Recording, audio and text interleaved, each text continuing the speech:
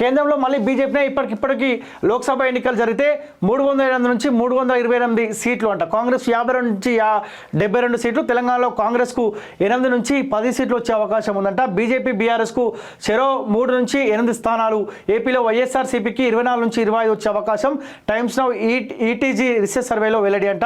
So సరే, ఈ figure 308 నుంచి 328 వాస్తవమే కావచ్చులే కానీ, సో కాంగ్రెస్కి తెలంగాణలో 8 నుంచి 10 సీట్లు వచ్చే అవకాశం ఉందైతే సర్వే రిపోర్ట్ చెప్పిందో, సో ఖచ్చితంగా కాంగ్రెస్ పార్టీకి వచ్చే అవకాశం ఉంది. బీజేపీ వాళ్ళు అనుకుంటారు ఎమ్మెల్యేగా మేము ఓడిపోయినాం కదా, ఎంపీగా గెలవబోమా అంటే ఈల మొక్కలు చూసి కాదు, దేశంలో నరేంద్ర మోడీ ఉండాలని ప్రజలు కోరుకుంటారు కదా, మనకు అవకాశం ఇవ్వబోతారు అని చెప్పి చాలామంది కీలకమైన ఓడిపోయిన వాళ్ళు ఉన్నారు కదా, వీళ్ళు ఎంపీగా సిద్ధమవుతూ ఉన్నారంట.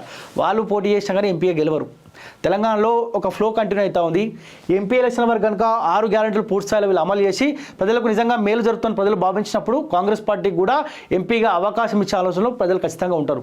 ఈ 2 సార్లు నరేంద్ర మోడీకి అవకాశం ఇచ్చారు, 3వసారి కూడా ఈ మొక్కలు గిక్కాలు ఏం పనిచేసే అవకాశం లేదు. పొరపాటున కూడా బీజేపీలో ఉన్న కీలక నేతలు ఆ తరహాలో ఆలోచించకండి. మీ చేతులారా ప్రజలు అధికారం ముఖ్యమంత్రి సీట్ మీ చేతిలో పెట్టిరు, కూసోరి ఎవరన్నా ఒకరని చెప్తే మీరు కూసోపోతురు, మీరు కొట్లాడుకుంటారు. బండి సంజయ్ కొట్లాట ఒకవైపు, ఈటల ఆయన కొట్లాట ఒకవైపు, ఇంకో ఆయన కొట్లాట ఇంకోవైపు, ఆఖరికి మిమ్మల్ని ఒడగొట్టిరు. ఎంత దారుణం అంటే బీజేపీ గురించి సందర్భం వచ్చినప్పుడు మాట్లాడతాము, ఎందుకంటే మేము బలమైన పోరాటం చేసినాం, మార్పు రాబోతుందని ఒక సంతోషకరమైన పరిస్థితుల్లో మేము ఉండే. కానీ ఒకనొక దశలో బీజేపీ చేతులెత్తేసరికి కాంగ్రెస్ పార్టీ వైపు ఇంత సడన్గా ప్రజలు అటు మల్తరా అన్న ఆలోచన మాకుండే. కానీ ఏదేమైనప్పటికీ మార్పు వచ్చిన సంతోషమే, కానీ బీజేపీ షేట్లా రాగం చేసుకుంది. ఏమీ మీకు అవకాశాలు ఉండే మీ వైపు ప్రజలు చూసుకోదలుచుకోలే.